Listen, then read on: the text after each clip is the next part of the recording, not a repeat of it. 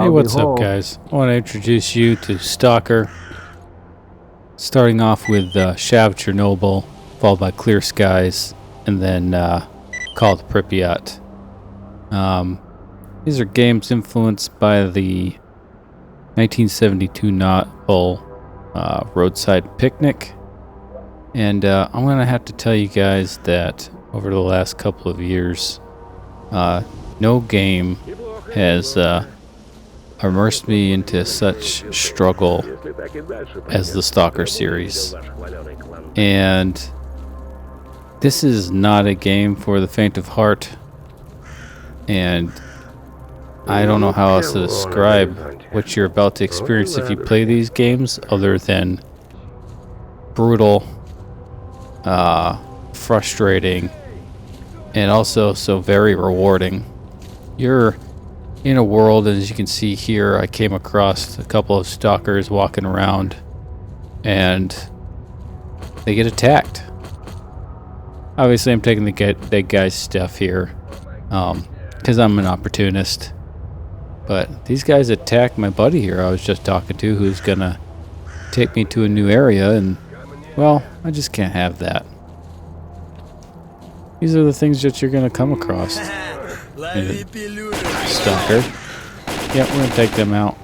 You can see this game. This is called Pripyat. This is the 2010 third game in the original series, with sort of probably the best gameplay, the most accessible of the three, with the better character models, better gunfights, and it's something to behold. With the dawn of Stalker 2 coming to us in a week now, I'm so very excited because I've been playing Stalker games on and off for a while now, and it's just something that I can't quite put down. The atmosphere that you'll experience here, just sort of being in the world, is second to none, you know, regardless of how old this game is, and we'll address that later on in the video. But I hope you guys take the opportunity to check these games out before Heart of Chernobyl comes out, because this really is something special that has had a pretty hardcore cult following for, going on nearly 20 years now. But that's not the only Stalker game out there, right? Obviously, you know, as you're searching for experiences to have, waiting for Heart of Chernobyl to release, there's all kinds of opportunities for you to check out other people's adaptations of this same format. This is Stalcraft. Stalcraft X. I believe that's just sort of an updated version of the original Stalcraft. Same game. This is essentially a Minecraft-looking, Roblox-looking Stalker MMO. So as you can see, there's tons of Stalkers out and about. You've got your Stalker and your bandit factions. I think I chose Stalker. You can be a bandit. It just changes your mission, your story a little bit, and also puts you in different areas of the game. And those bandits, when you come across real players, you want to shoot those guys because they will shoot you. So don't miss that opportunity. And you can see we're running missions here, and the gunplay is pretty good. I would have to say that the gunplay and the customization in this game is pretty good. Obviously, you have to find parts, and you have to go to certain areas and level up your reputation in those areas to gain access to better weapons, much like Stalker, and there's way more factions in the original Stalker than in this game.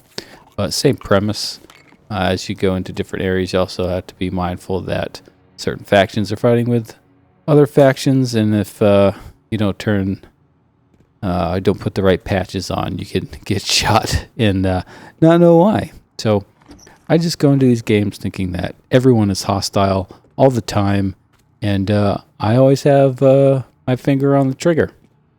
But if you are in a friendly area and you're playing one of the original Stalkers, then you will certainly probably get shot if you're pointing a gun at somebody else, because nobody likes guns pointed at them, right? I mean, I don't think I do, and I doubt that you would either. But yeah, it's something else. This game is a ton of fun. Things don't explode. There's not like a destruction or anything like this. But yeah, if you want a sort of a better gunplay experience than the original Stalkers, then this is where it's at. You don't get quite the same atmosphere because it's kind of sort of silly looking. But you know, as far as Minecraft, Roblox adaptations, this is a fun experience, and there's actually a pretty decent story attached to it if you pay attention. But what else is there? Chernobylite.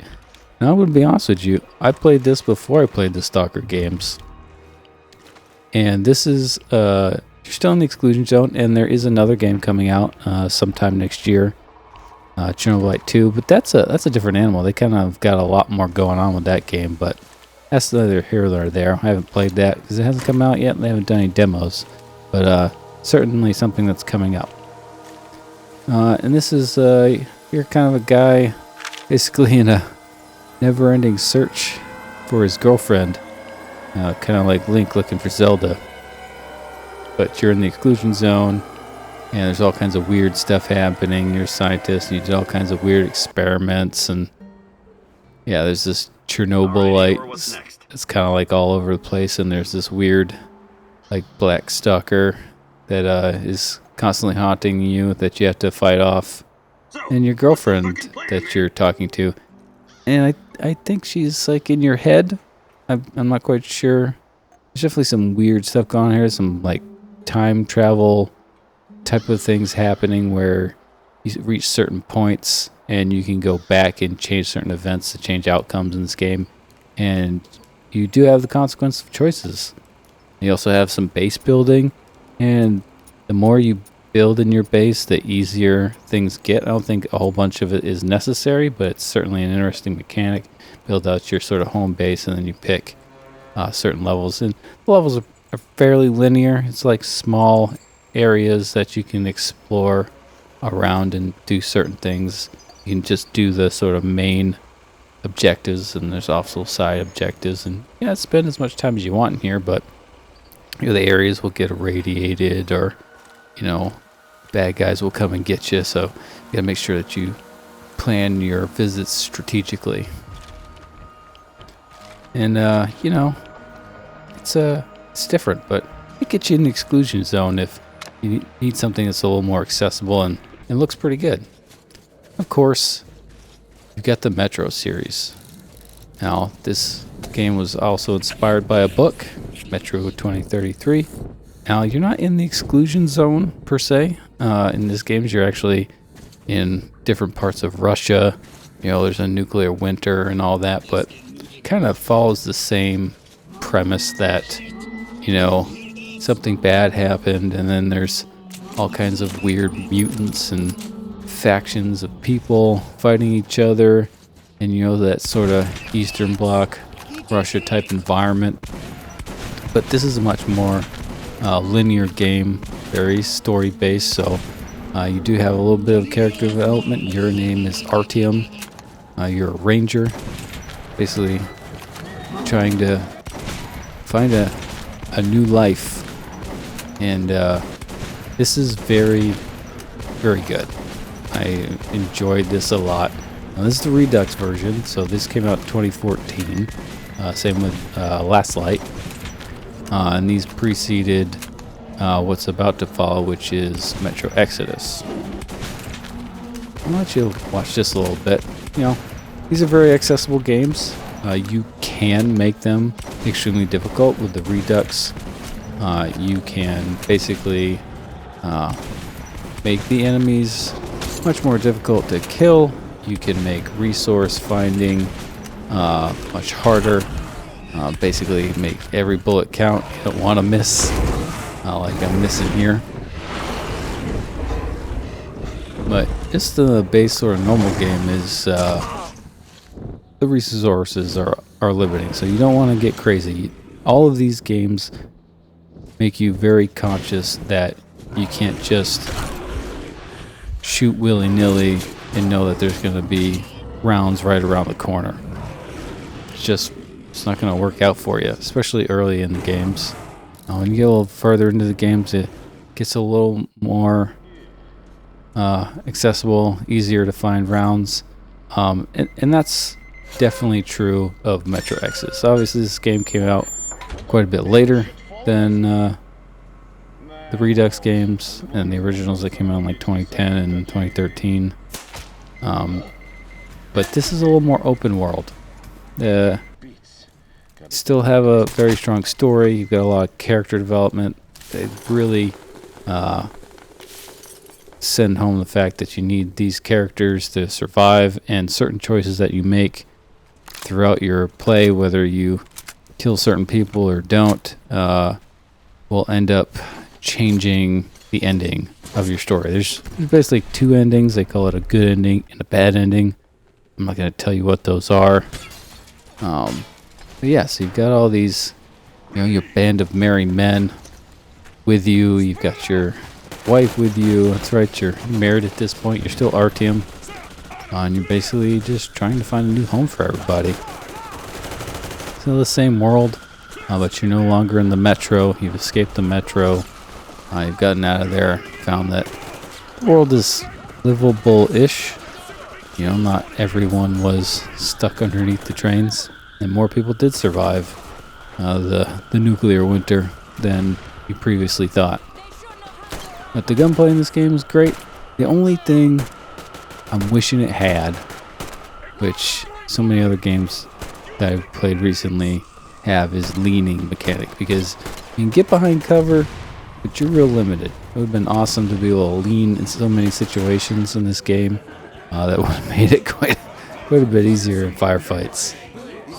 Yeah, you have the scenes like this, and these can be as long as you want. I mean, you engage in the dialogue, and it really helps to build the story up and you to actually care about some of these characters, unlike a lot of games these days where it's like, whatever, I could care less.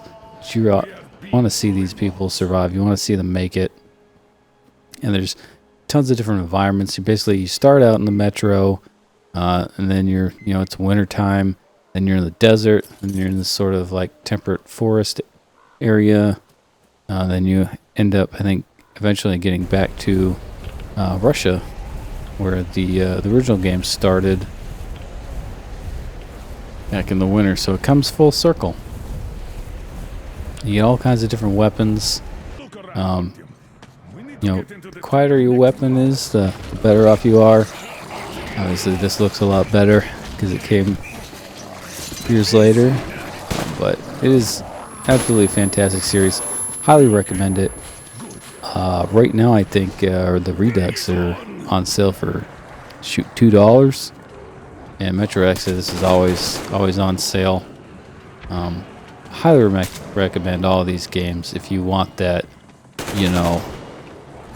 USSR, Russia, Chernobyl sort of bleak experience with like that sci-fi horror type vibe to it. I really dig the environment in these games. These, I think, in my eyes, are probably some of the best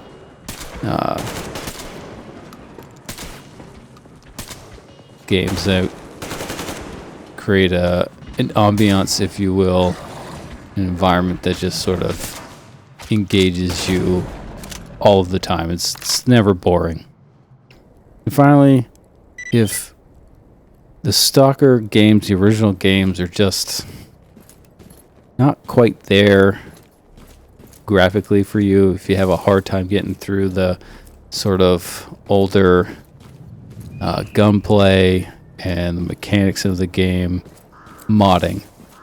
The Stalker games have probably the strongest modding community of any I've seen in my long years of playing games. So this is Stalker Gamma, which is a bunch of mods on top of Stalker Anomaly. If you go to their Discord, the instructions are very clear how to load this up. I've got about 459 of the mods on here, so you can turn stuff on, shut stuff off. Most of it's pretty self-explanatory if you follow the rules, but this is, in my opinion, the way to play Stalker. So what they did was basically when the company that made the Stalker game sort of sunsetted for a while, they released all the game code. Basically says do whatever you want with it, and so Gamma is a free mod. You can basically play all three of the games. This is all three of the original Stalker games basically put together, so you've got all the missions. The story is sort of open-ended. You have a hard time putting it all together. You're trying to follow the first three. I recommend playing them if you're trying to get through the story parts, but you can kind of do that here if you know what you're doing, but you can kind of go wherever. So they basically combine those three games. Obviously you can see that it's graphically better. The environments are better. The sound has been improved. The gunplay has been improved. There's all kinds of mods for the mutants and zombie animations. And when you open up your PDA, there's a single mod for the PDA. So you gotta basically, I think about the 4K or 8K. It's got topographical maps, so it's easier to sort of look at things.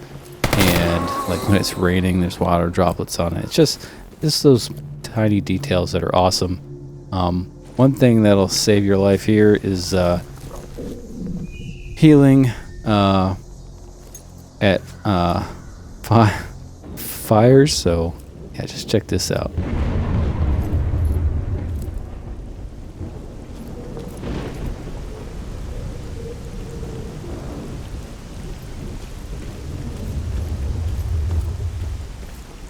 So cool.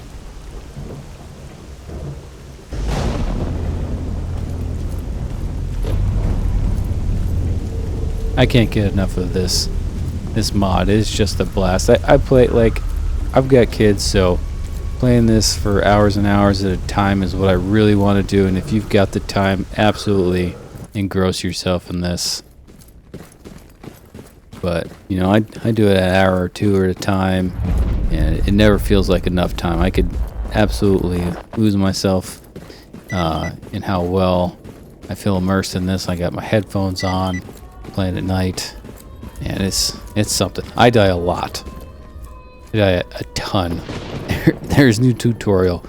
If you want something that's more accessible, the Metro games are pretty accessible. Chernobylite is easy to get into. You can get pretty deep into it, but it's easy to start with. Even Stalcraft, while there's no like tutorial per se, there's like an intro sort of like story mission at the beginning that kind of help you out. It's pretty easy to get into, but what kills me in the Stalker games is there really isn't one, and there certainly isn't one for Stalker Gamma, Stalker Anomaly, but that's okay. You'll figure it out. You're gonna die a lot. You're gonna take your medicine. You're gonna make yourself thirsty, and then you're gonna make yourself sleepy, and then you're gonna bleed out or whatever, and you're gonna hate and love every minute of it. But just as we started this video with taking out the dogs, which are such a pain, we're gonna walk into another pack and just let them take their revenge. Anyways, guys, I hope you enjoyed this unscripted rambling about my experience with Stalker and Stalker-like-ish games this last couple of years, and I hope you check these out. I think this Gamma Anomaly is like, I don't know, 80 gigs maybe if you put everything in there. And if you got like a high-end PC, crank them up, man. You won't regret it. It truly is an experience to behold, and I can't wait for Heart of Chernobyl to come out. I'll be playing that day one, and I will be in the zone for a good long while. And see you guys out there collecting artifacts and staying alive. That's all I got, guys. Thanks for watching, and I'll catch you in the next one.